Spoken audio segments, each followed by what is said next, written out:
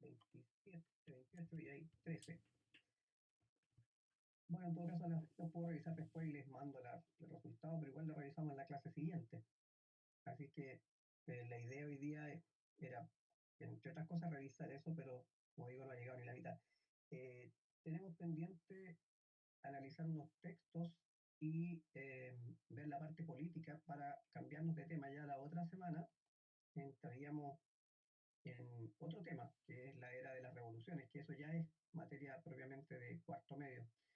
Como la unidad de repaso como que termina hoy día, entonces por eso era la idea haber cerrado con la revisión del test, pero bueno, esperemos que lleguen durante el día de hoy el resto, porque como digo, solo me han devuelto 13. Bueno, aún somos poquitos, pero aprovechando el tiempo, yo creo que debiéramos comenzar.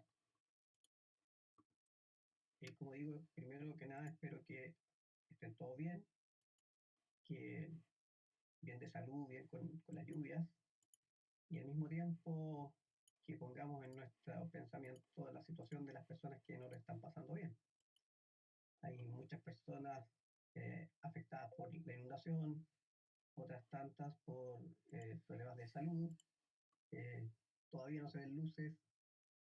Hay países que están dando señales de que la cosa está mejorando, pero acá todavía nosotros no mucho. Nuestra zona también ha aumentado el número de personas contagiadas. Probablemente tengamos alguna cuarentena obligatoria. Valparaíso entra esta noche. Así que nos queda para rato, parece. Por eso no nos queda más que esperar que la gente responda a las instrucciones y nuestra Madre María nos guarde, nos proteja en estas circunstancias. También un poquito llamado a la solidaridad, si es que pueden colaborar con las campañas que se están haciendo en la pastoral del colegio. Hay gente que necesita ropa de abrigo, algunos víveres que se entregan en portería. Así que en la página, más bien en el Facebook de pastoral, donde el padre hace las misas, hay más información. Pero están invitados entonces. Tenemos conciencia de que hay gente que lo pasa mal. Hablábamos al comienzo que a lo mejor nuestras casas no se botearon, no pasamos frío, pero hay otras situaciones que son distintas. No todos tenemos la misma suerte. Así que bueno, con ese ánimo de poner en nuestra mente lo que le pasa al resto y tomando conciencia de la realidad, vamos a comenzar entonces con esta clase. Como decía, la idea era haber revisado el test que les envié, pero han llegado solo 13. Y la idea también es cerrar hoy día el tema de la edad moderna con una parte específica que tiene que ver con la política. Y la próxima semana ya empezaríamos una unidad distinta que se acerca a la época contemporánea, es la era de las revoluciones eh, liberales y nacionales. Ya, pues entonces les voy a compartir la pantalla para presentarles este Power con, con el tema del día.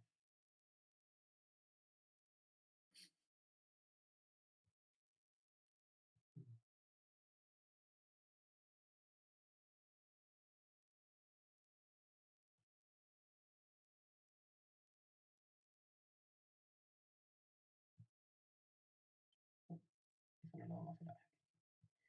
Dijimos que no. Antes de pasar al documento este de la política, ¿se recuerdan, a ver, que hayamos terminado de revisar los documentos? ¿Alguien que me colabore se acuerda que hicimos un análisis de textos? ¿Alguien se recuerda a dónde quedamos con esto? ¿No? Si va avanzando, quizás me acuerde. ¿Ah? Si va avanzando, quizás me acuerde. Ya, bueno, es que voy a aprovechar estos textos para hacer el resumen y luego entrar a la parte política. Hicimos una revisión de varios textos o fuentes, como puse acá. Las fuentes, como ustedes saben, son documentos que corresponden a la época. Hay fuentes primarias, que son de la época, y secundarias, que son interpretaciones.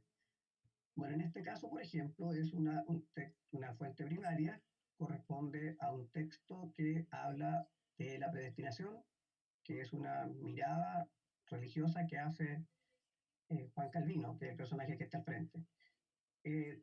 ¿Cuál es el contexto de este texto? La reforma religiosa. Si bien la reforma partió con Lutero, hubo otros reformadores como Calvino.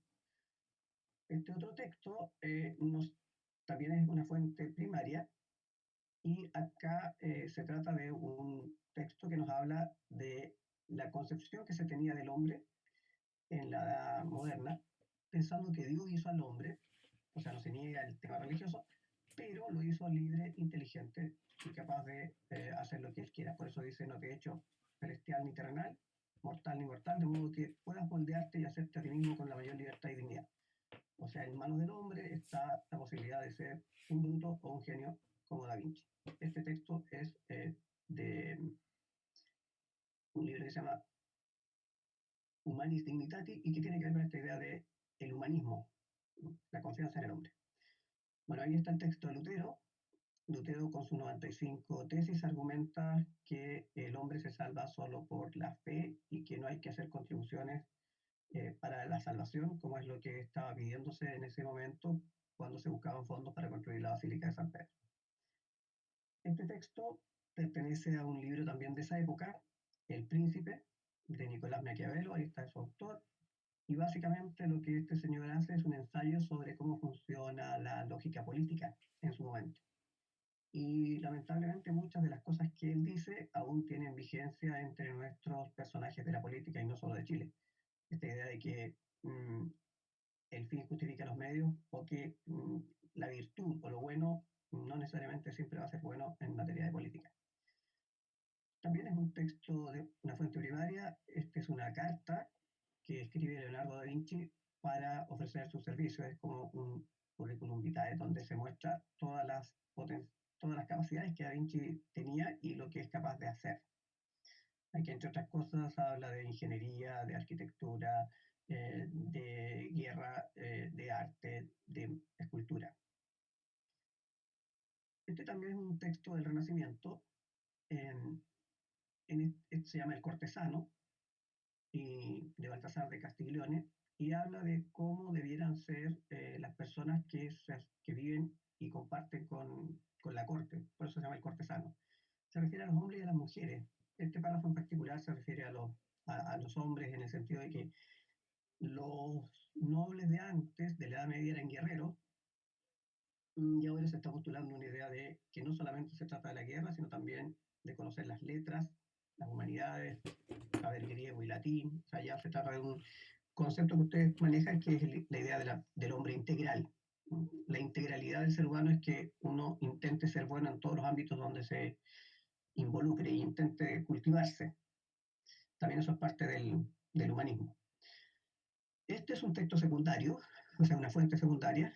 Está refiriéndose a un personaje de esa época, pero ya no tiene que ver con el humanismo y la reforma, sino más bien con los descubrimientos geográficos. Si miramos la imagen, ahí hay unas personas mirando unos mapas, detrás hay unos barcos.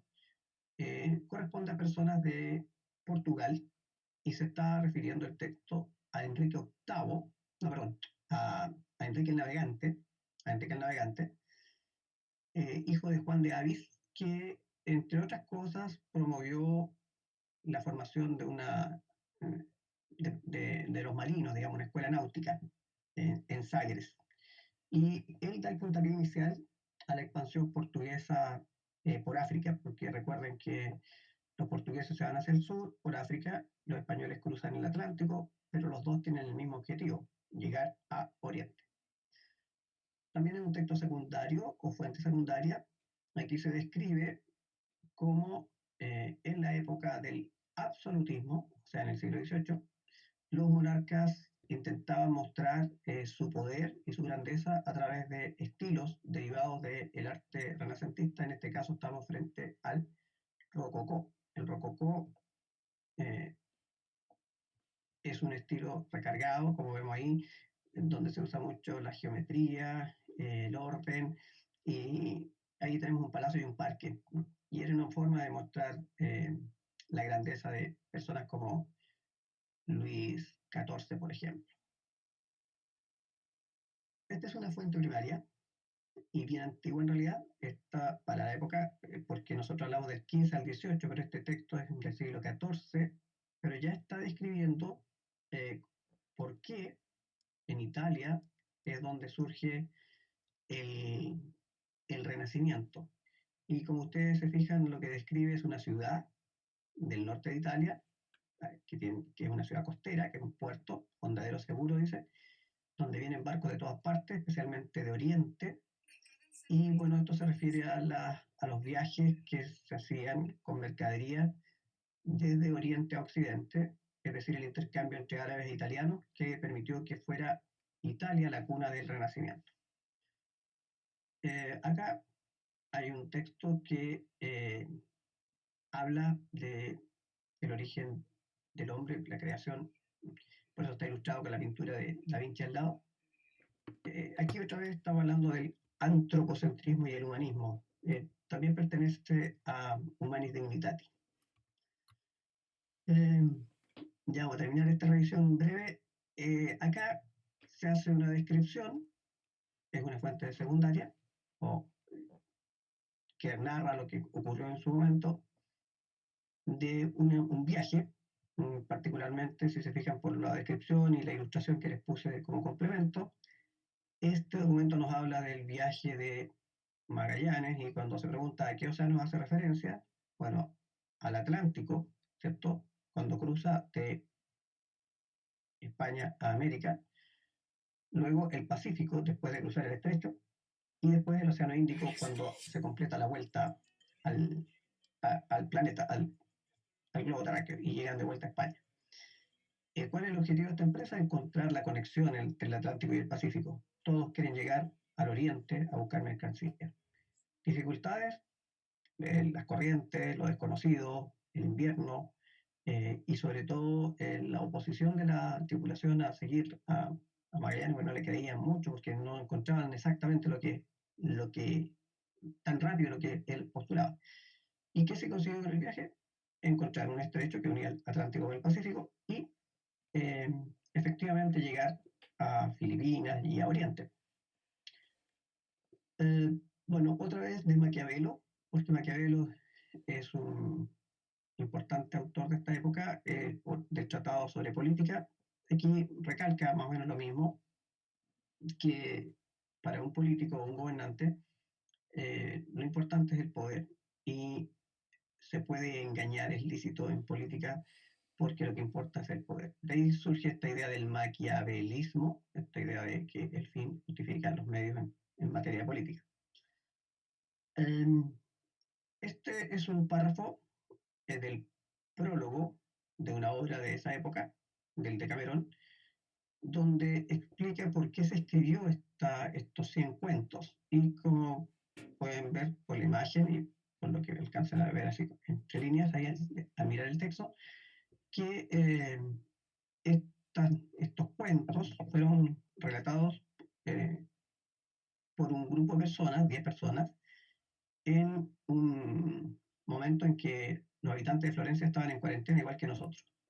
La cuarentena en ese momento era la peste negra, y por eso entonces a qué época y lugar corresponden, a Florencia, siglo XIV, quién es el autor, Giovanni Boccaccio, a qué epidemia se refiere, a la peste negra, qué consecuencias dio esta peste para Europa, bueno, la muerte de mucha gente, se dice que entre un 40 y un 60% de la población, y para la obra como que justifica este pelambre, porque en el fondo los 100 cuentos del Decamerón son hablar de la gente de Florencia, de los curas, de las monjas, de los nobles, de los comerciantes, de los engaños, de lo humano.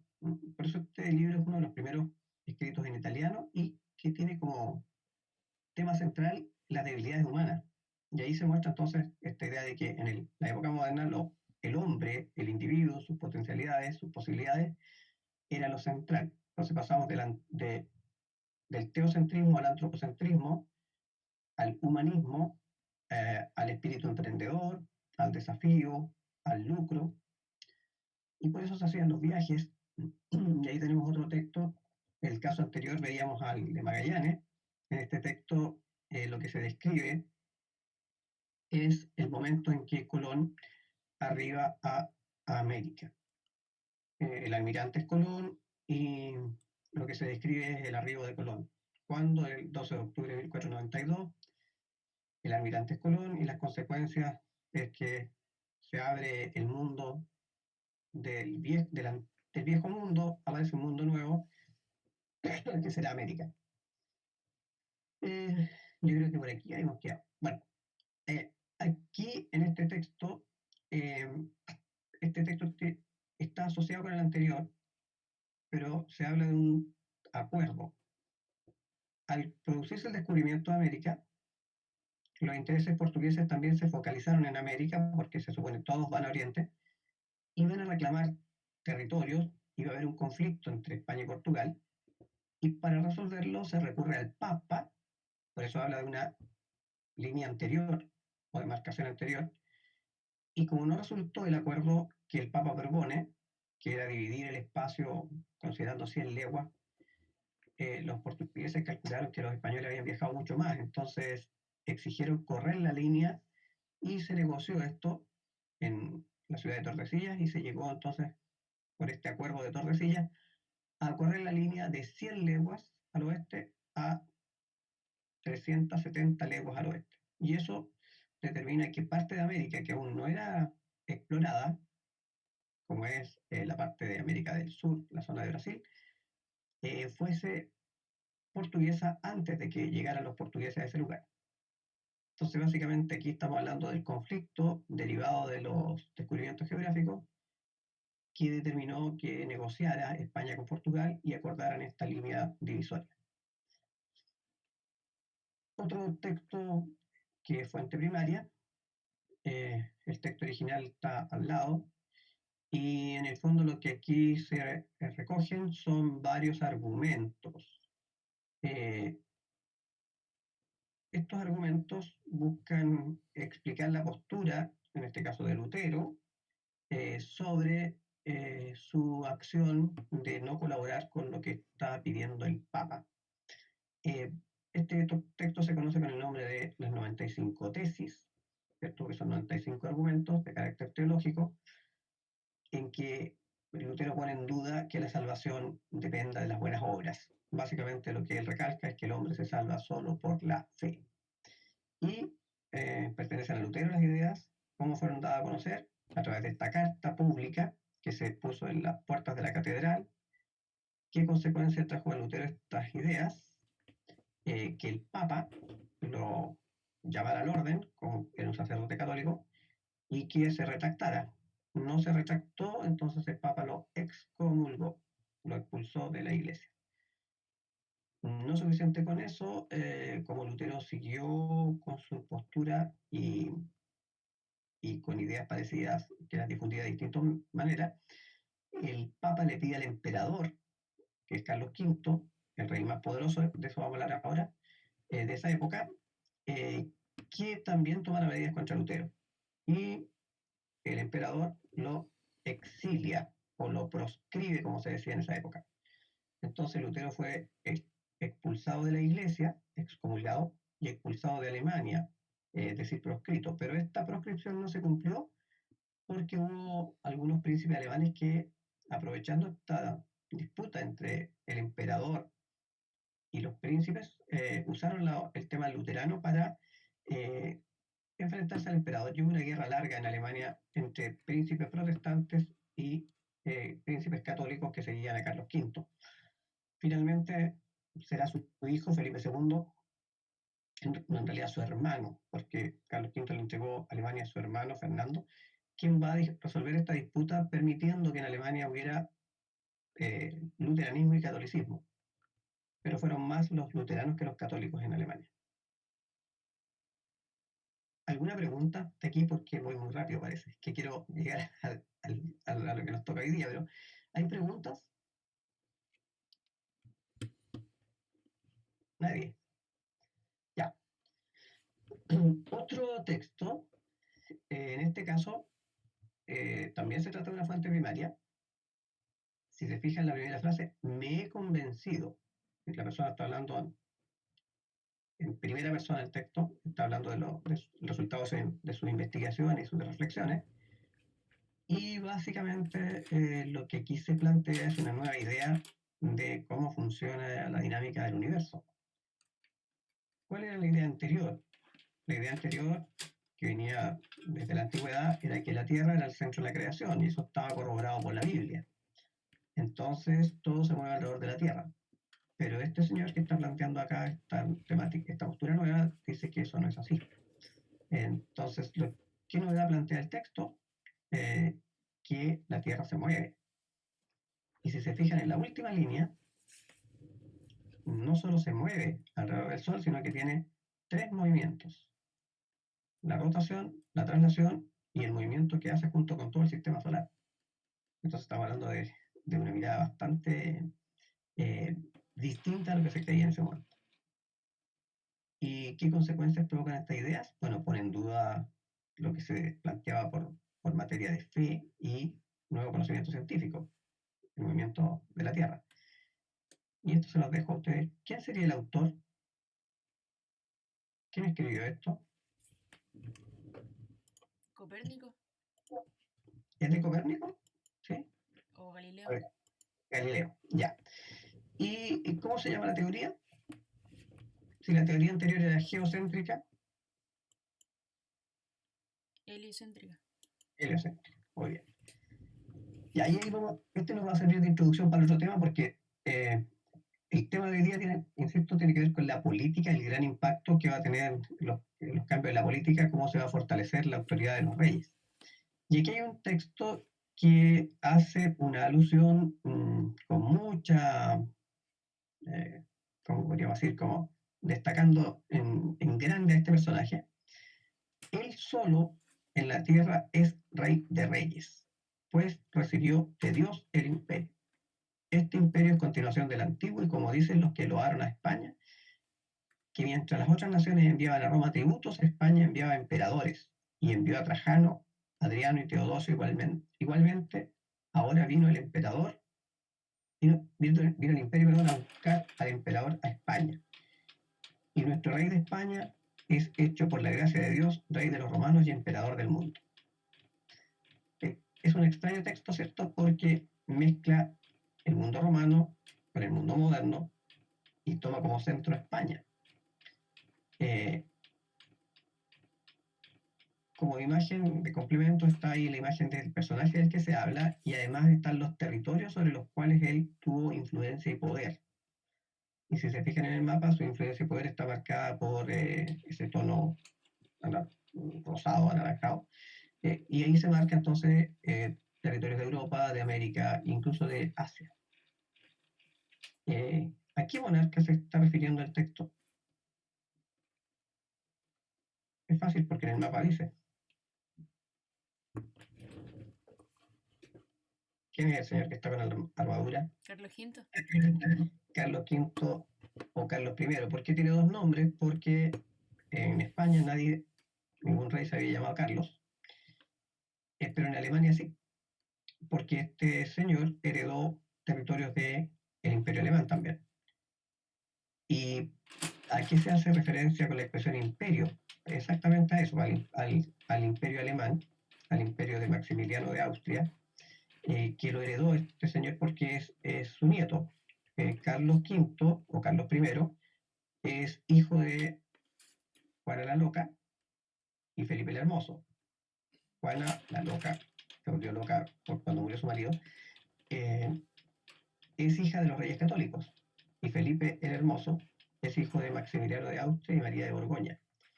Entonces, este, Carlos V va a heredar el imperio alemán y va a heredar también España y América. ¿Por qué se menciona Roma en el texto?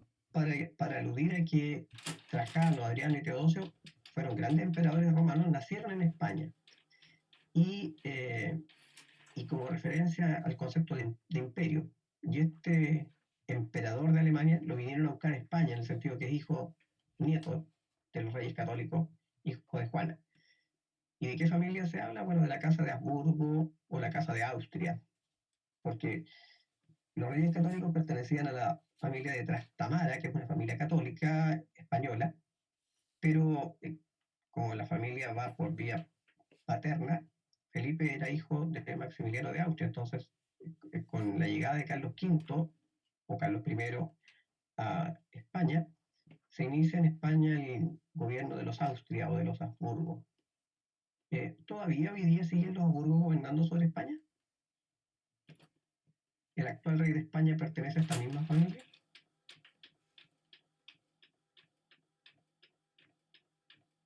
Nadie se atreve a decir sí o no.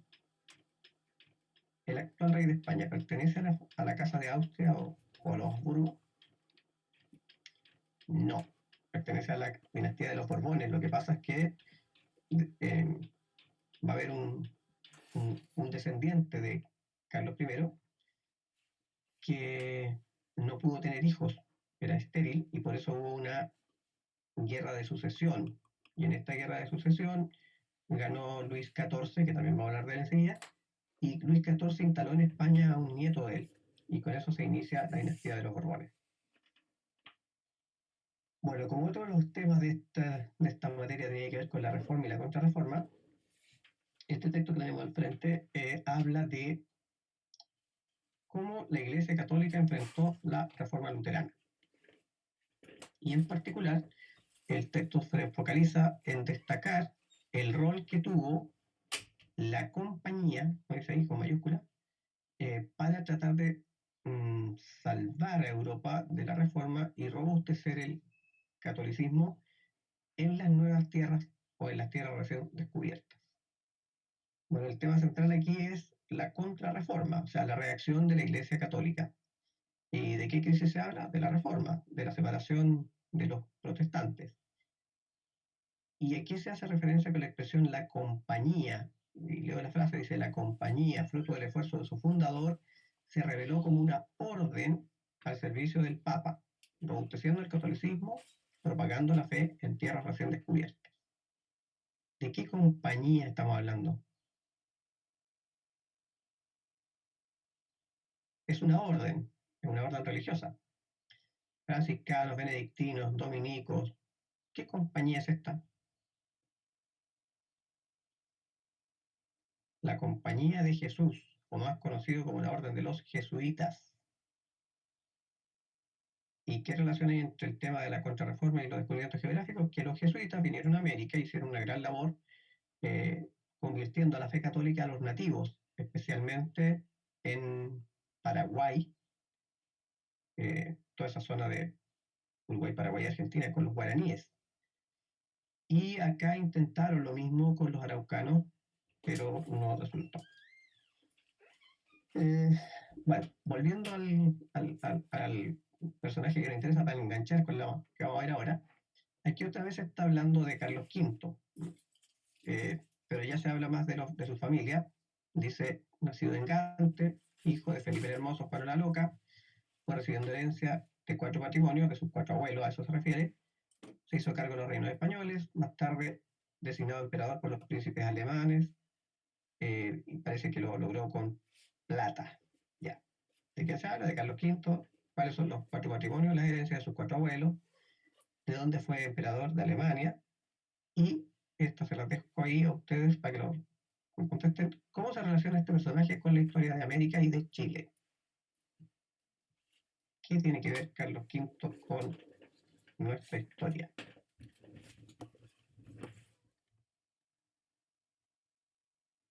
Acá los que están en el lectivo deberían tenerlo sumamente claro.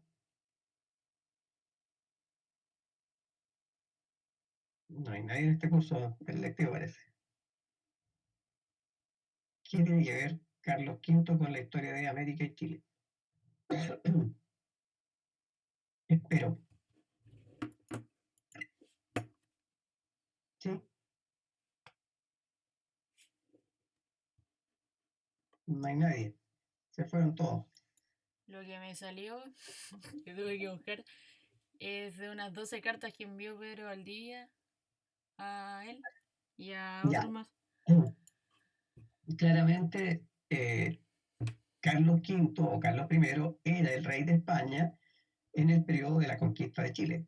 Y por esa razón es que Pedro Valdivia le envía una docena de cartas pidiéndole apoyo para que venga más gente acá. Y con respecto a América, bueno, Carlos V contrató a Magallanes para explorar el estrecho y a varios más los estimuló para explorar el territorio y dominar América. O sea, todo el proceso de conquista de América se hizo bajo el gobierno de Carlos V. Y el último, acá vamos a reiterar un texto que ya lo hemos visto de otra manera. Demolió con sus observaciones el inatacable sistema de Hiparco y Ptolomeo, y que la Iglesia hacía suyo, el cual situaba la Tierra en el centro del universo. Su obra causó una verdadera conmoción en el mundo docto y fue incluida en la Iglesia, por la Iglesia en el Índex. Los luteranos no se mostraron menos hostiles, o sea, también lo condenaron. Aparte, aparte de la aportación que esta obra supuso, demostró que los antiguos no lo sabían todo, lo que significó de paso una sacudida para los cimientos del edificio renacentista. ¿Quién era y qué planteaba Ptolomeo? La idea de que la Tierra era el centro. ¿Y de qué obra se trata? Del movimiento de las cuerpos celestes, o en latín en realidad es de Revolutionibus Orbium Celestium. Y de que el autor, ya ustedes lo dijeron, Galileo. ¿Y qué es el índex? El índex es un registro de los libros que estaban prohibidos para los católicos, para que no pusieran en duda su fe. ¿Existe el índex hasta el día de hoy? Sí existe, pero no tiene el mismo carácter que tenía antes. Ahora es como una recomendación, ¿no? ¿Y cuál es el aporte de este autor? Cambió el panorama de cómo se entendía el mundo. Ya, vamos a lo de hoy día. Hoy día la idea es que...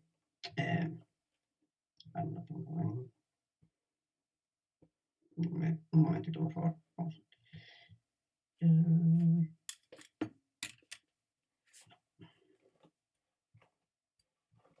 Aquí.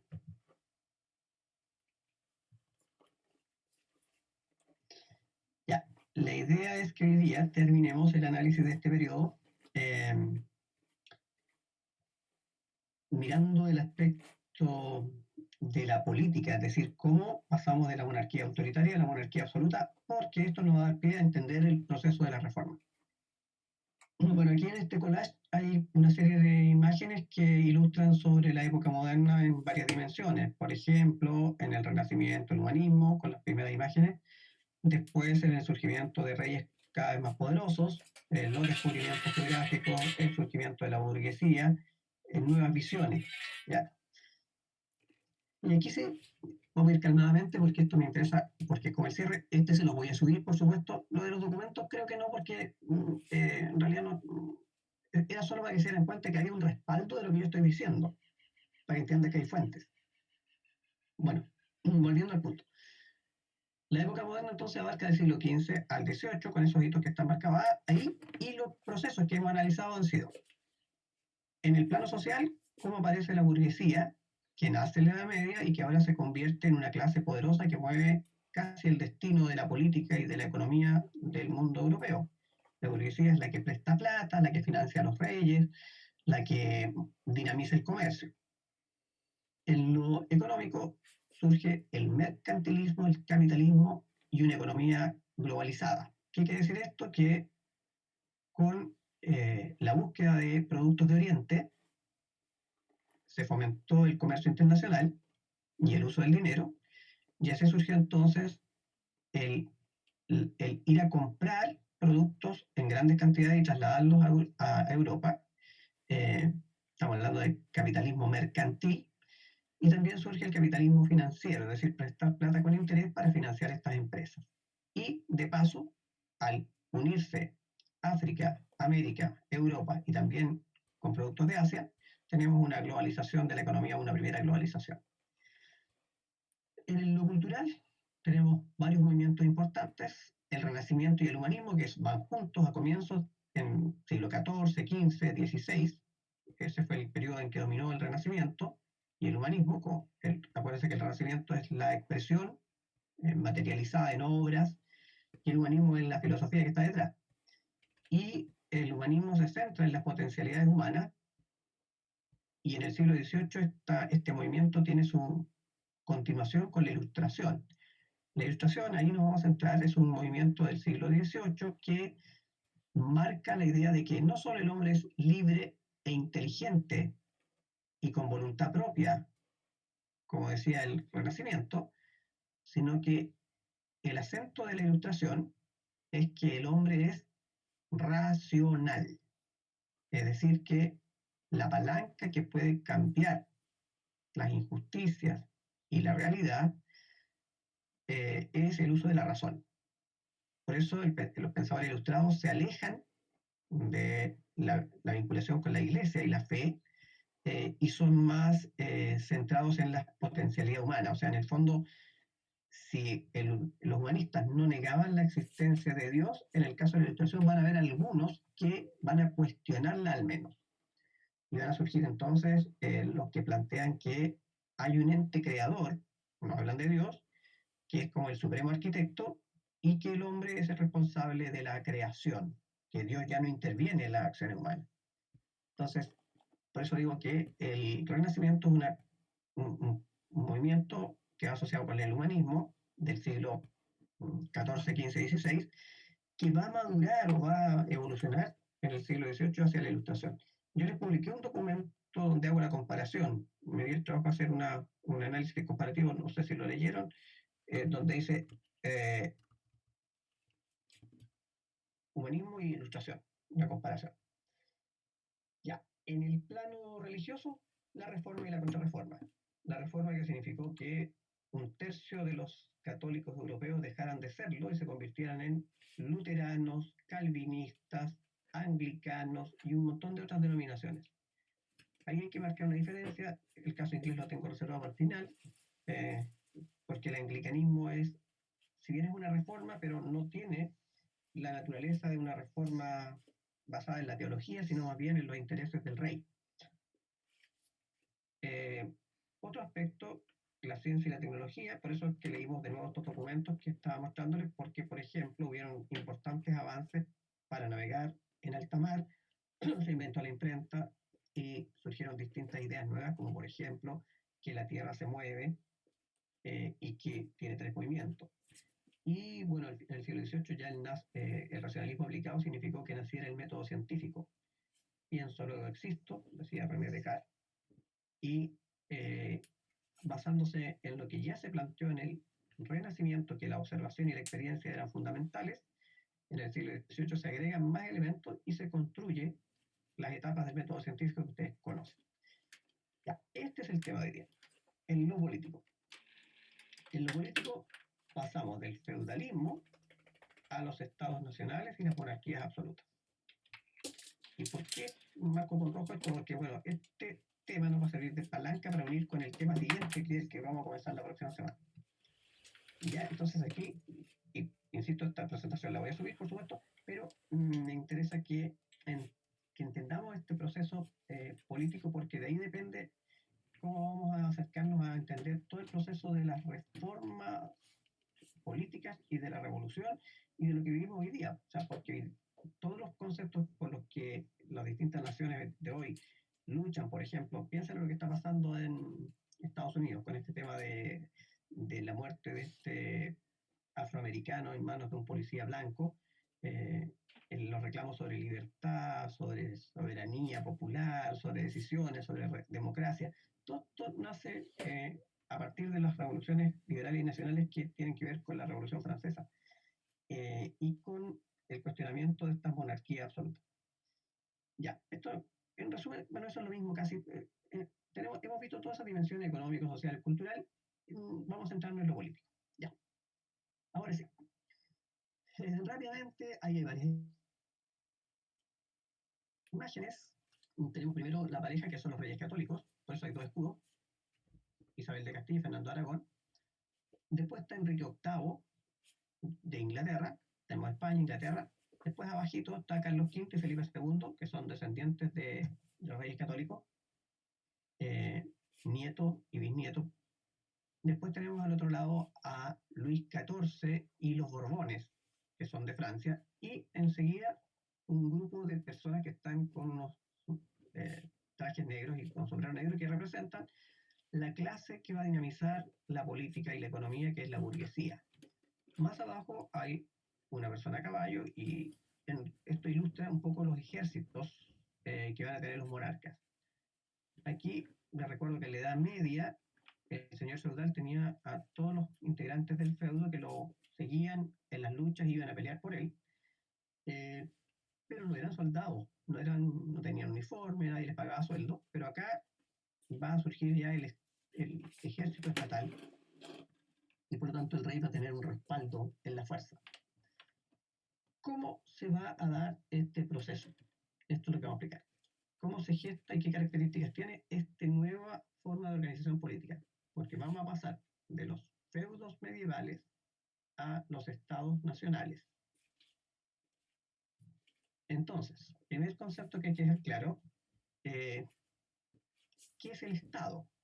Bueno, la definición que hoy día nosotros manejamos, ¿cierto? Si nos dicen, ya, Chile es un Estado, ¿qué significa que Chile sea un Estado? Bueno, que es un grupo de personas, ¿cierto? Que tenemos las mismas tradiciones históricas, tenemos características similares, que vivimos en un territorio que reconocemos delimitado por acuerdos internacionales y que tenemos un sistema político funcionando. O sea, el Estado es la nación, la gente, políticamente organizada en un territorio. O sea, digamos que los elementos del Estado serían la nación, las leyes, la constitución incluida, eh, el territorio y la soberanía que ejercemos sobre ese territorio. Esos son los elementos del Estado contemporáneo. El Estado moderno, del que estamos hablando, la diferencia es que ese Estado tiene reyes. El Estado contemporáneo, el de ahora, nosotros no funcionamos con reyes. Hay naciones que sí. Inglaterra, por ejemplo. España también.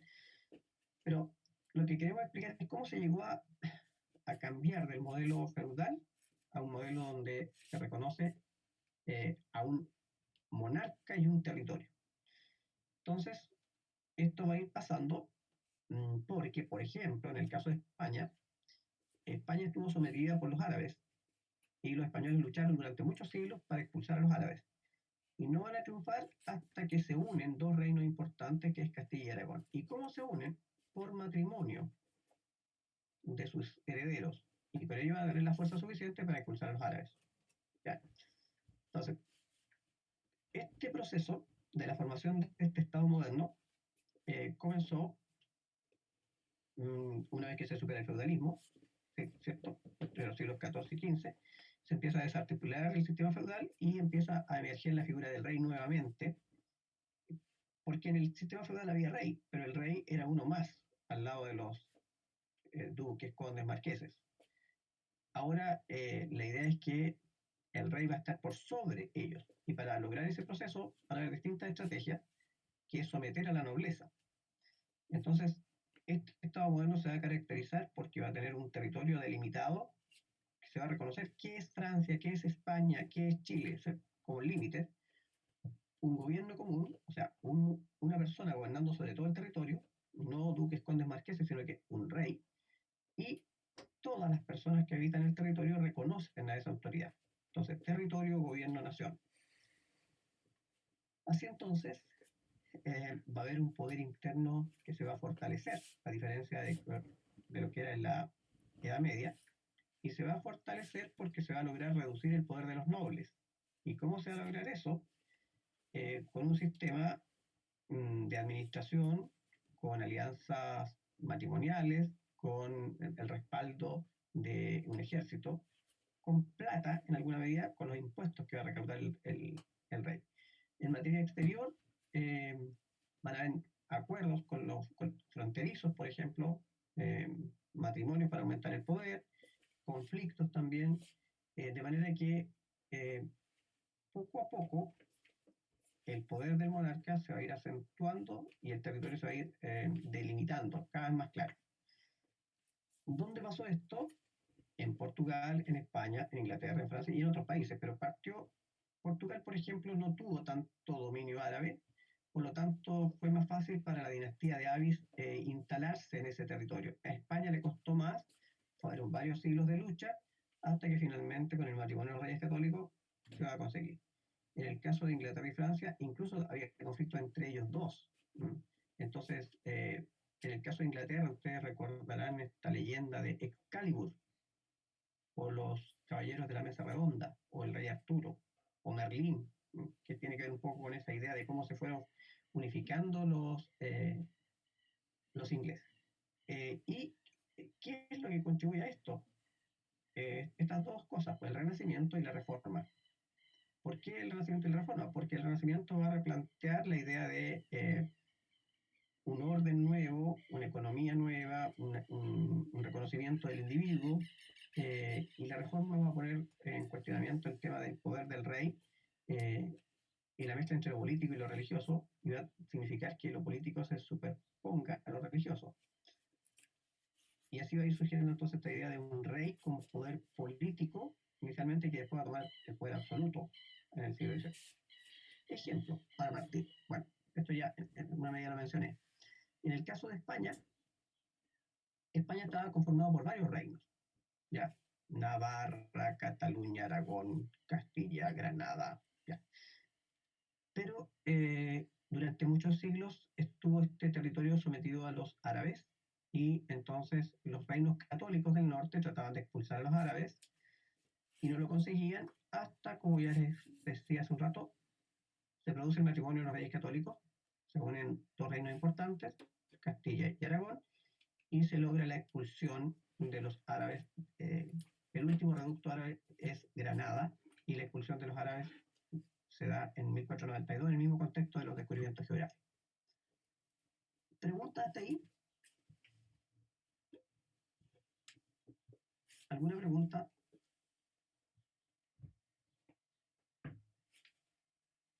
¿Hay preguntas? Nada. No. Nada, ya. Bueno, aquí se resume más ordenadito lo que acabo de decir. ¿Cuáles son los elementos que constituyen el Estado moderno? Fronteras. Ya, antes las fronteras no eran claras. Había un árbol, había una piedra, había un sendero, había un río. Ya, ahora se establecen acuerdos, por ejemplo, tratados, ¿ya? Y se delimita la frontera y se ponen en la frontera resguardos, controles. Unidad cultural y lingüística se refiere a que las personas eh, reconocen su identidad y hablarán la misma lengua, al punto que lo vamos a ver enseguida, que va a surgir incluso, en el caso de España, por ejemplo, la Real Academia de la Lengua, la RAE, que seguramente Luciano les comenta cuando hablan de dónde buscar el sentido de las palabras. La Real Academia de la Lengua nace por la necesidad de unificar el lenguaje castellano, por ejemplo, porque Real Academia también hay en Francia. O sea, la idea era eh, tener un idioma común, y que todos lo entendamos en ese mismo idioma y que sea como el idioma oficial. El eslogan de la RAE es limpia, fija y da esplendor. Si uno escucha esa frase, limpia, fija y da esplendor, parece entre una pasta de zapatos y un limpiador de metales, no sé. Limpia, fija, da esplendor. ¿A qué se refiere con limpia, fija y da esplendor? A la lengua, al uso correcto del castellano en este caso. Limpiar, depurar, fijar, establecer las normas gramaticales, y da esplendor permite que esa lengua tenga características de que sea una lengua utilizable para la poesía, la literatura. Ya.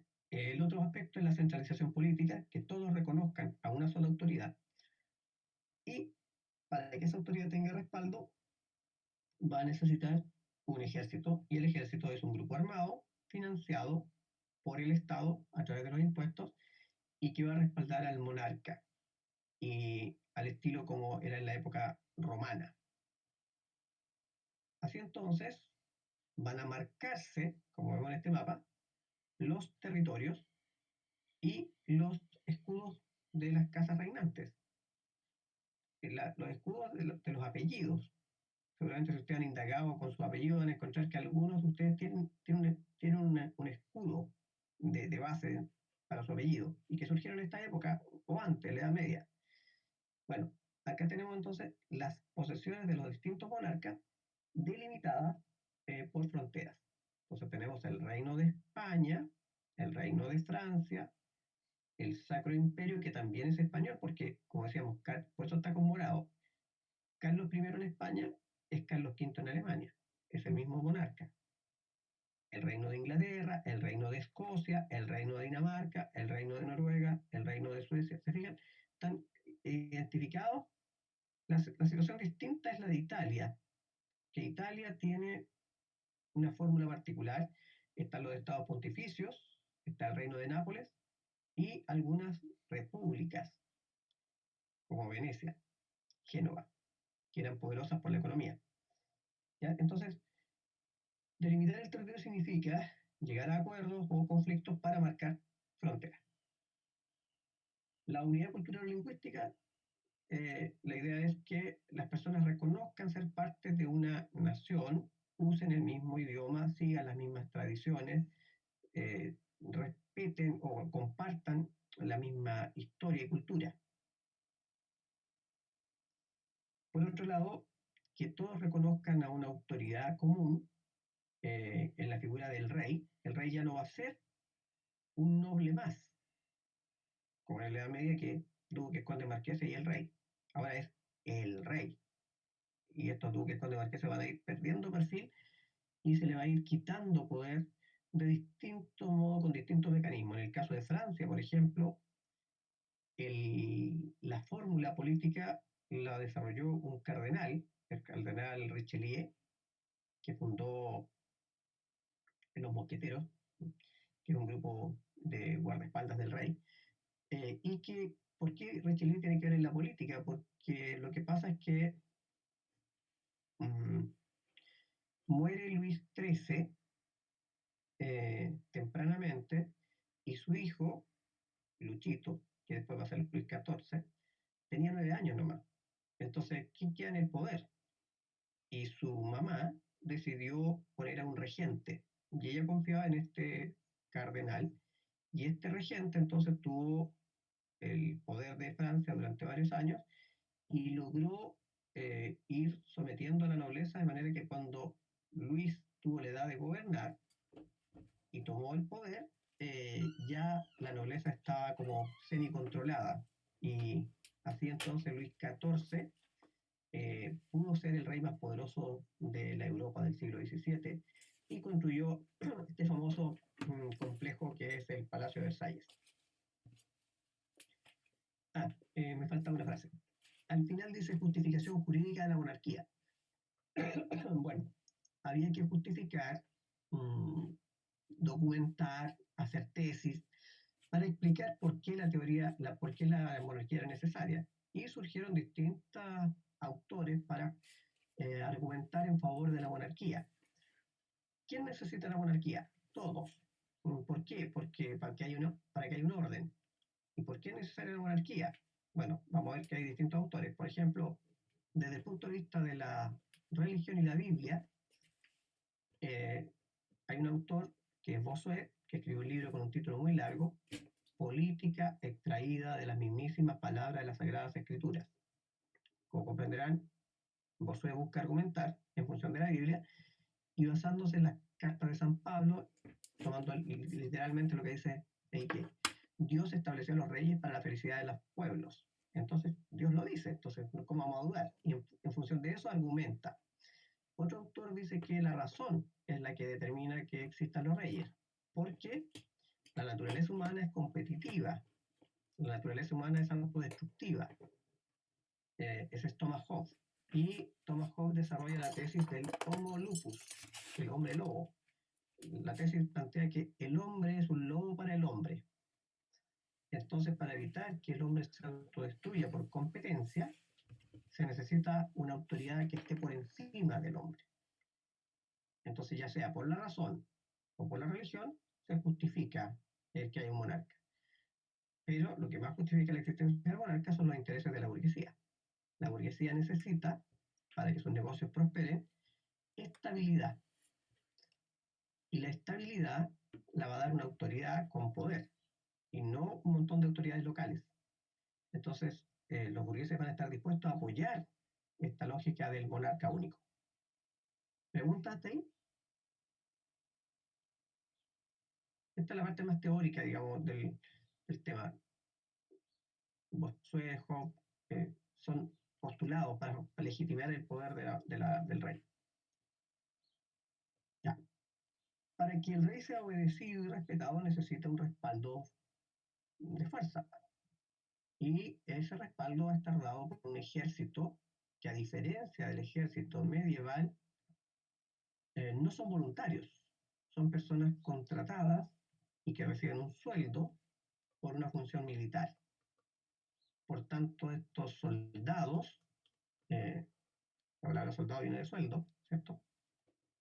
Estos soldados, esta fuerza militar pagada, va a ser pagada por el Estado. ¿Y de dónde saca plata el Estado? De los impuestos que pagan las personas. ¿Y quién administra los impuestos? El rey.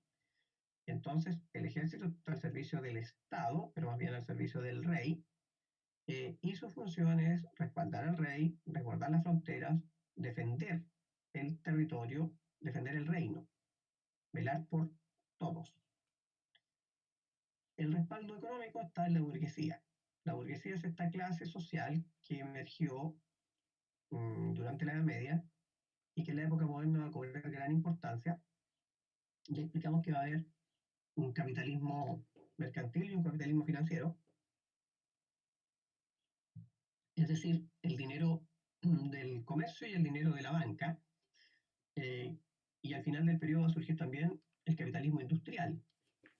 Entonces, estos burgueses cada vez van a ser más importantes y poderosos y van a respaldar al, al rey de varias maneras, con préstamos y con asesoría.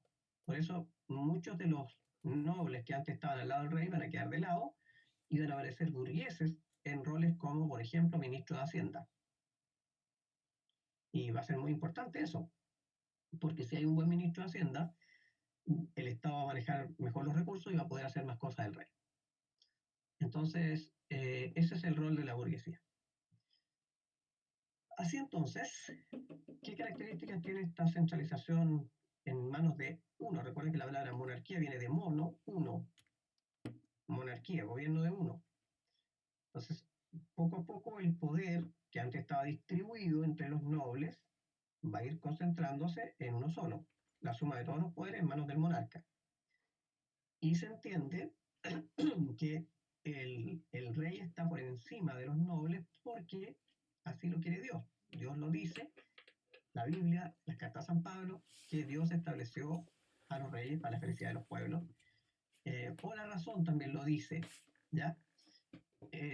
Aquí podría recordarles la leyenda de Excalibur, la espada del rey Arturo, que aunque esa es una leyenda anterior a esto que estamos planteando, ahí también se está justificando que el poder, la legitimidad del monarca está dada por la voluntad de Dios. Porque según esta leyenda, ¿cierto? La espada en la piedra, nadie la podía sacar por más esfuerzos que hicieran y por muy musculosos que fueran las personas que iban a intentar sacarla. Pero apareció un muchachito que era un ayudante de un caballerizo, y puso la mano en la espada como jugando y la sacó sin ninguna dificultad. ¿Y por qué? Porque era Arturo, era el legítimo heredero.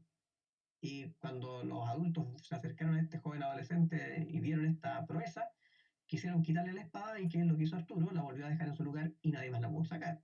Entonces, en el fondo, según la leyenda, ahí es que Arturo reconoce que él es el legítimo y después va a luchar por eso y el mago Merlín le va a ayudar y finalmente Arturo se va a convertir en el rey y los caballeros de la mesa redonda y toda esa historia. ¿Ya? Pero está esa idea, ¿cierto? En el medioevo incluso, de que los reyes son designados por Dios. ¿Ya? Y el rey tiene que tener todo el poder porque así como un padre, esa es la lógica, resguarda a todos sus hijos. ¿Qué hace el rey? Decreta leyes, administra justicia, fija impuestos, controla las finanzas. ¿Cómo lo hace? A través de ministros. Entonces, el poder concentrado del rey viene a reemplazar al poder de la iglesia, que es el poder universal, y a los poderes locales. Incluso van a haber reyes que se van a poner por sobre la iglesia. Por ejemplo, Enrique VIII se va a desvincular de Roma y va a generar en Inglaterra una iglesia nacional del cual él es la cabeza. No en todas partes fue así. Y los poderes locales van siendo reemplazados. Se impone la monarquía hereditaria, que en algunos lugares va a ser solo por la vía del hijo varón. Por ejemplo, en Inglaterra, el gran problema de Enrique VIII, que se casó varias veces porque quería tener un hijo varón. Y con la primera señora tuvo una mujer, con la segunda señora tuvo una mujer, después no tuvo hijos, después echó a la otra. Bueno, y finalmente tuvo un hijo, pero murió a los 9 años y cuando él muere, las dos mujeres, las dos hijas van a tener que pelear por el trono. Bueno, en los países que mantienen el catolicismo, como España, por ejemplo, sí se va a dar una relación iglesia-estado. Y la idea es entonces que se vaya acentuando el poder del rey y pasando de los poderes locales al poder concentrado, monarquía autoritaria y finalmente monarquía absoluta. Bueno, aquí están las teorías. Si nos vamos a la Edad Media, ya Maquiavelo planteaba, por eso es que leímos los textos anteriores, planteaba que los príncipes están llamados a mantener el poder y la seguridad de su país. Y para hacer eso, para mantener el poder, pueden hacerlo por cualquier vía. El fin justifica los medios. Y el Príncipe de Maquiavelo es un manual de política para quién va a ser un futuro rey. Thomas Hobbes es el autor del libro Leviatán. El Leviatán seguramente ustedes lo deben conocer por la mitología. El Leviatán es un monstruo que tiene como un pulpo así muy poderoso. En las cartas Magic, que a lo mejor las conocen, aparece el Leviatán, como que la carta con más peso, más poderosa. Bueno, el Leviatán es una leyenda, ¿cierto?, de la mitología, y puse ese título para sostener esa idea de que como los hombres son autodestructivos y alguien tiene que mantener el orden, tiene que haber alguien con más poder, y por lo tanto se justifica que exista esta autoridad superior para que el hombre no se destruya. La tesis del Homo lupus, el, el, el hombre lobo, la tesis de la autodestrucción. Y ahí está Jacques Bossuet. Hobbes es inglés, Maquiavelo es italiano, Bossuet es francés.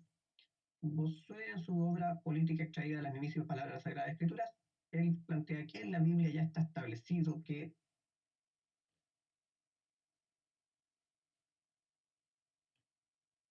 la idea de la concentración del poder. Y esto fue pasando entonces, por ejemplo, en España durante el siglo XVI. Durante el siglo XVI gobernaba España Carlos V y su hijo Felipe II. En el siglo XV estuvieron los reyes católicos luchando contra los árabes y después en el proceso de descubrimiento de América. La conquista de América se hizo con Carlos I o Carlos V. Ahí está Carlos V cuando era joven adolescente y después cuando era emperador a caballo, y lo mismo Felipe adolescente y Felipe mayor. Estos dos monarcas son una clara muestra de cómo se produjo en España la concentración del poder. Estos reyes no son reyes absolutos, son reyes autoritarios. O sea, van a lograr reunir fuerza y poder suficiente para ser respetados y reconocidos. Y como veíamos en los documentos que estábamos leyendo, a Carlos V se le ve como el emperador de Europa, porque es el emperador de Alemania, pero además es rey de España, de territorios de Francia, de territorios de Italia, de América. Incluso hay una frase que dice que sobre los dominios de Carlos V jamás se ponía el sol. O dicho al revés, los dominios de Carlos V eran tan extensos que el sol no los podía cubrir. Eso para aludir que Carlos V tenía territorios en Europa, en América, en Asia. Carlos V fue el gran monarca del siglo XVI. Tuvo muchas guerras, entre eso en Alemania, y en Alemania no logró ganarle a los protestantes. Va a ser después su hermano que va a negociar con los protestantes. Bueno, el sucesor de Carlos V es Felipe II.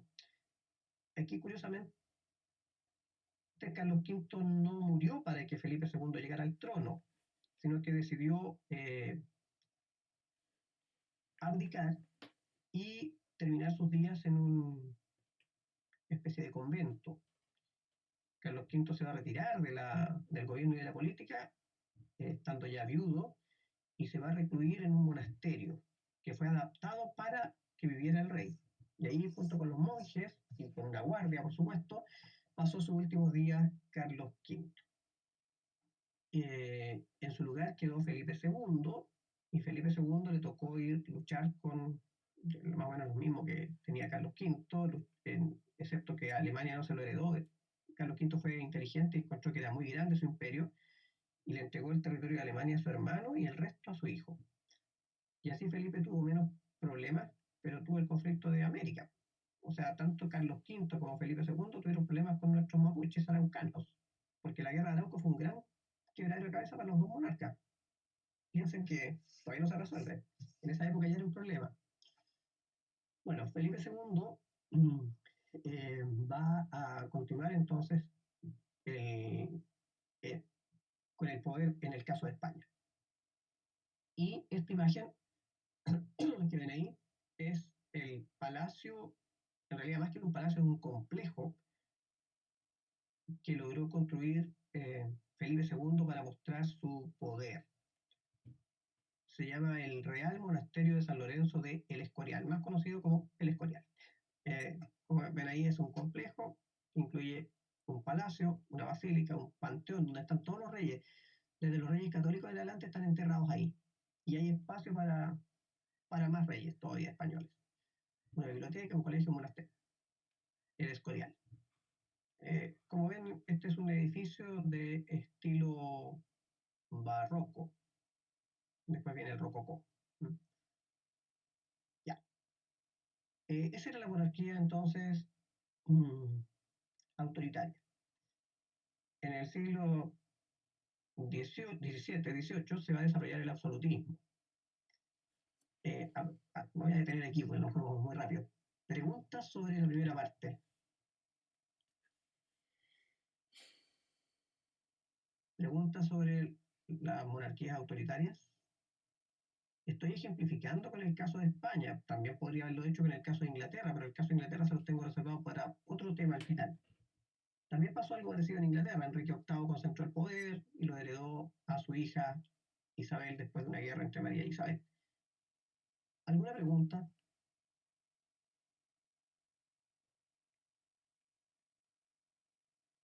Nadie. Ya. ¿Quién es ese señor que está ahí?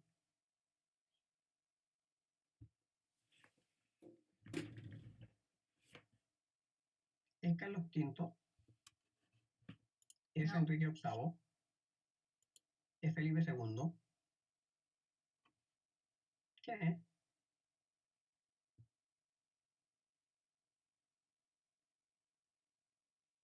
¿Reconocen algún símbolo scout en la capa de este caballero?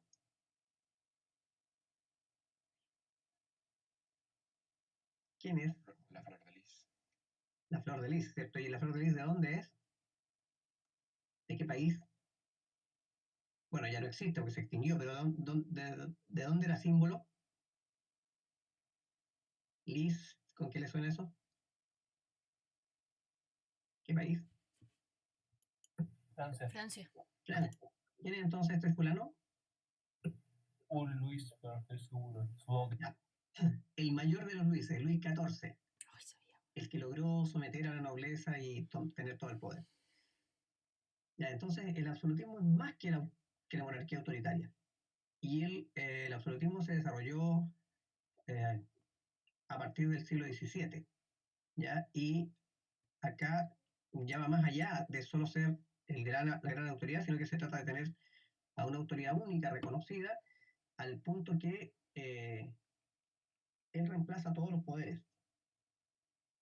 Y el absolutismo se fundamenta en que hay una persona única con el poder y que ese poder se lo otorga Dios. O sea, el absolutismo se basa en la teoría política del origen divino del poder. Y el origen divino del poder va a justificar que esta persona haga lo que le parezca, o sea, no tenga ningún contrapeso, ninguna oposición. Y este monarca, entonces, este único soberano, va a tener el control del Estado y va a tener todas las decisiones en su mano. El absolutismo se basa entonces en que el poder es de origen divino, por lo tanto, quien atenta contra el rey, atenta contra Dios. O sea, el absolutismo está respaldado por la idea de la religión, de Dios. Luis XIV va a tener la suerte de heredar una Francia controlada en este sentido, porque a los anteriores Luises, Luis XIII y antes, Enrique IV, por ejemplo, ellos tuvieron que enfrentar las luchas en Francia entre los hugonotes y los católicos. O sea, también hubo un reformista Hugo en Francia que generó un conflicto igual con Alemania, y ahí entonces hubo incluso un tiempo en Enrique IV, para evitar los conflictos y las muertes, estableció la tolerancia religiosa en Francia. O sea, en Francia había hugonotes y católicos. Pero cuando Richelieu tuvo el poder, fue eliminando a los hugonotes y quitándoles la posibilidad de tener expresión religiosa. Por lo tanto, cuando Luis XIV llegó al poder, todos los franceses eran católicos. Por eso Luis XIV decía que en Francia, mi Francia, decía, hay un rey, una ley y una fe. Tenía todo el control. Este monarca tiene un trato paternal con el pueblo, es decir, como es el protector, el jefe de la familia, el que decide, toma decisiones duras y decisiones blandas. No tiene contrapeso ninguno, la autoridad del rey es absoluta, no hay ningún ámbito que él no controle. La autoridad del rey está sujeta a la razón, pero a la razón del mismo rey, o sea, su propia voluntad es la ley. ¿Por qué se llegó a esto? Bueno, es como ir para atrás, ¿cierto? Porque los señores feudales fueron perdiendo poder en la medida que surgió el comercio y todo después de las cruzadas, y la burguesía fue emergiendo y teniendo importancia, y a esta burguesía le interesaba que las cosas funcionaran mejor desde el punto de vista del orden, y eso llevó entonces a imitar el modelo romano, donde los emperadores tenían todo el poder, y para financiarse cobraban impuestos, tenían ejércitos y tenían el control sobre un solo territorio. Así entonces, con la monarquía absoluta, tenemos un sistema de gobierno donde todo el poder del Estado está en manos de un solo individuo, de una sola corona. Esa persona, el rey, no le rinde cuentas a nadie más que a Dios, porque el poder viene de Dios, dicta leyes con toda libertad y tiene dos elementos de apoyo: la burocracia y el ejército. La burocracia no confundir con la burguesía. La burocracia es el aparataje administrativo, la burocracia son los funcionarios del rey, desde los ministros para abajo. La burguesía es el apoyo económico, la burguesía está fuera de esto, la burguesía le presta plata al rey, le ayuda a financiar proyectos. Entonces, en el plano de la economía, la burguesía va a ser un apoyo, pero en el plano de la política, el rey se apoya en la burocracia, el ejército, y quizás habría que agregar en los impuestos, porque sin impuestos no puede hacer nada. Entonces, los estados absolutos, como Francia, ¿es un estado nacional? Sí, porque dentro del mismo territorio está la gente con iguales características, y ahí es donde se impone esta idea de la lengua única. Yo le decía, la RAE nace en España, y en Francia también hay una Real Academia de la Lengua Francesa, para pulir, para unificar, para establecer una lengua única. Porque recuerden que en muchas naciones hay lenguas distintas. Por ejemplo, en Italia, como no tuvo esta fórmula, en Italia el italiano de Italia no es uno. Por ejemplo, ustedes van a viajar a Italia y van a estar un tiempo, no sé, recorriendo, ya hacen un curso de italiano. Ya hacen un curso, aquí en Los Ángeles hay gente que hace curso de italiano, el señor Mochati, por ejemplo, ya tomo un curso con Mochati, estoy 3 meses preparándome, y el italiano que aprendí me sirve en Roma solamente, pero en Sicilia no me sirve, y en el norte tampoco me sirve. Me doy a entender, pero no es igual que en Roma. ¿Por qué? Porque las diferencias están dadas porque fueron distintas formas políticas, y hasta el día de hoy, a pesar de que hoy día existe una Italia única, una república, quedaron marcadas esas diferencias. En cambio, en Francia no. Francia impuso un idioma común a través de la Real Academia. En el caso de España, es verdad que existe la Real Academia, pero igual la resistencia de los vascos hace que, y de los catalanes, hace que igual en España, aparte del castellano, se hable el euskadi y la, y, y la lengua de los vascos, digamos, y la lengua de los catalanes. Ya, aparte de que son estados nacionales, son dinásticos. Dinastía es sinónimo de familia. Entonces van a aparecer estas casas reinantes, la casa de Austria, que es lo mismo que la casa de los Habsburgo, o los Borbones, o la dinastía de Trastamara, o la dinastía de los Tudor en Inglaterra. Y se sostiene la idea de que el poder viene de Dios y el rey se asesora con las personas de su confianza, que son sus ministros. Y varios de los ministros no van a ser de la nobleza, sino de la burguesía. Así entonces, el absolutismo se consagró en Francia en el siglo XVII con los Borbones, Enrique IV, Luis XIII, Luis XIV. Con la muerte de Luis XIII es que el cardenal Richelieu entonces va a tener que seguir con esta obra de eh, controlar a la nobleza. Y así entonces Luis XIV va a heredar una autoridad mayor. Eh, Como ven ahí en este cuadro, Enrique IV había establecido el edicto de Nantes, la tolerancia, pero después Richelieu va a tener que controlar eso y entregarle al heredero, a Luis XIV en particular, la Francia unificada, ya con los hugonotes sometidos. ¿Dónde se dio? En España, en Francia, en Inglaterra, pero donde más se marca es en Francia, porque como ya les decía, en el caso de Carlos V y Felipe II es más bien una monarquía autoritaria. En Inglaterra es un caso particular porque tiene parlamento. En el caso francés, que es más típicamente absolutista.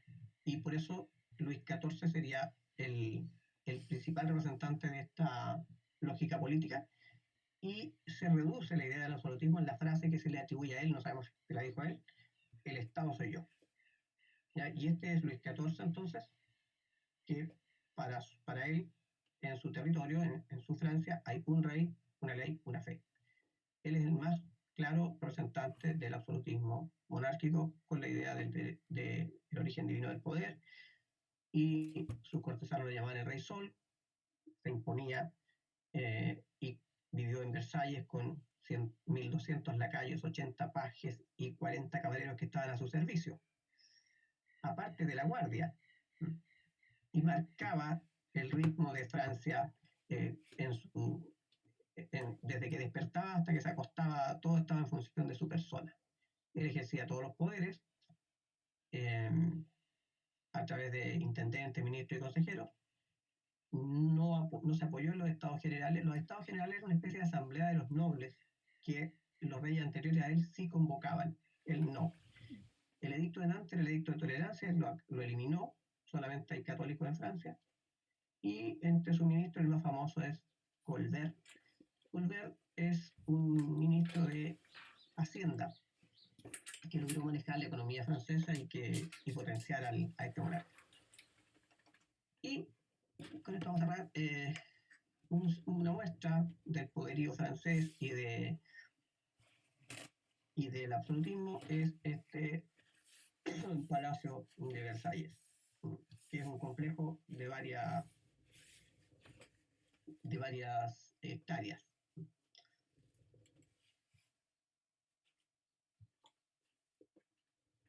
Ya, vamos al cierre ahora con las preguntas de ustedes. Me dirán. Consultas. El Palacio de Versalles es el único como palacio que fue residencia de los reyes en Francia. No, bueno, si pensamos en esta época, el Palacio del Louvre, que ahora es un museo, fue residencia de los reyes también. Lo que pasa es que Luis XIV en particular decidió sacar el Palacio de París para vivir un poco al margen y protegerse más, porque eh, había muchas diferencias sociales y había muchas reacciones en contra de la monarquía. Entonces, construir un palacio a 14 kilómetros hacía que estaba más seguro el rey. Y además que era más grande que podía estar en la ciudad, y había un espacio de parque y jardines. Antiguamente, esa zona de Versalles era un coto de caza, es decir, era una zona donde solo podía cazar el rey. Y ahí pasaban el periodo del verano y las cacerías, pero había unas construcciones pequeñas. Y con la plata que tuvo, gracias a las campañas militares a la gestión de su ministro de Hacienda, pudo construir este complejo que tiene más o menos 14 hectáreas, que contempla el palacio, parques, jardines, canales artificiales, muchas fuentes. Es un lugar bastante impresionante y que muchos turistas visitan hoy día y que al Estado francés le cuesta harto mantener ahora, porque hoy día Versalles se financia con la plata que pagan los turistas para su ingreso, pero no alcanza. Entonces, a veces han pensado en cerrar algunas secciones de Versalles porque es muy caro de mantener. Entonces, imagínense el poder económico que tenía este monarca. Claro que hay que pensar también que los franceses vivían pésimo porque no estaban cerca del rey. Pero es un ejemplo de cómo el poder del rey le permitía marcar esa diferencia con su forma de vida y con su construcción. Por fin, y en ese Mucho más. palacio, ¿Cómo? en ese palacio se firmó el Tratado de Versalles. Sí. Y para que conozcan el palacio, les recomiendo ver la serie Versalles, que está en Netflix. Muy buena. Es un poco larga, pero bastante real y se filmó en los mismos lugares, en el mismo espacio. Versalles. ¿Más preguntas? A ver, le voy a insistir de nuevo que me manden, por favor, las respuestas para corregir el test que hicimos de la época moderna, para poder ya convencerme de que si ya a todos les fue más o menos bien, puedo pasar al otro tema. Así que les rogaría, por favor, los que no han enviado, porque me han llegado solamente 13, que me lo envíen para corregirlo el fin de semana y ahí lo comentamos la próxima semana antes de comenzar con el tema nuevo. ¿Ya? El lunes tienen ensayo de PSU, ustedes, ¿cierto? Sí, lenguaje y matemática. Y entonces tendríamos que esperar hasta el... Bueno, de todas maneras no tenemos que hacer el lunes, hasta el viernes para revisar los que me hayan mandado, pero pongamos el plazo hasta mañana nomás, o sea, mándenme, ojalá el día mismo, lo que faltan, para tenerlo revisado y lo conversamos la próxima clase. Ya pues, señores, señoritas, ha sido un placer, aunque estaba medio mudo hoy día, pero me tocó hablar a mí nomás. Nos vemos entonces, si no hay más preguntas. ¿Nadie tiene nada que preguntar? No. ¿No? Chao, profe, que esté bien. Bueno, que tengan un buen día.